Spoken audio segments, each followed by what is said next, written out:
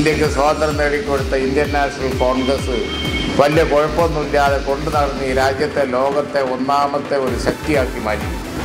മാത്രമല്ല, ഭക്ഷ്യധാന്യങ്ങൾ കയറ്റുമതി ചെയ്യുന്ന സ്ഥിതിയിലാക്കി.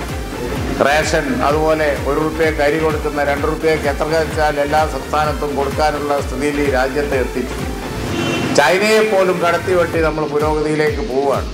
അപ്പോഴാണ് ഇവിടെ വന്ന് ഇതിന് പകരം ഞങ്ങൾ ഇന്ത്യ രാജ്യത്തെ ഗുജറാത്തിലാക്കിത്തരാ, ബംഗാളാക്കിത്തരാ, ആ മോഡലാക്കിത്തരാ എന്ന് പറഞ്ഞാൽ നമ്മൾ പറയും ആ മോഡലൊന്നും ഞങ്ങൾക്ക് വേണ്ട, കേരളത്തിൻ്റെ മോഡൽ മതി ഞങ്ങൾക്ക് എന്ന് പറയാനുള്ള ആർജവും നമ്മൾ കാട്ടും.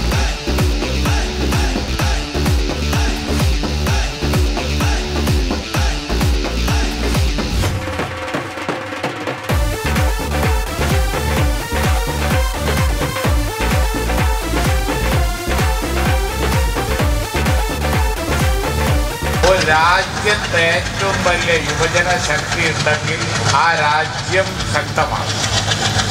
ഇവിടെ ഇന്ത്യക്ക് ഇത്രയധികം യുവശക്തി ഉണ്ട്. ആ യുവശക്തിയൊക്കെ കമ്പ്യൂട്ടറും ലാപ്ടോപ്പും അതുപോലെയുള്ള ഇലക്ട്രോണിക് ഉപകരണങ്ങളും ഒക്കെ കയ്യിലെടുക്കാൻ വേണ്ടി ഒരുങ്ങി നിൽക്കുകയാണ്. അവരോട് കൊടുവാളെടുക്കാൻ പറഞ്ഞാൽ എടുക്കൂല. ആക്രമണാസ്ത്രത്തിന്റെ കാലം കഴിഞ്ഞു.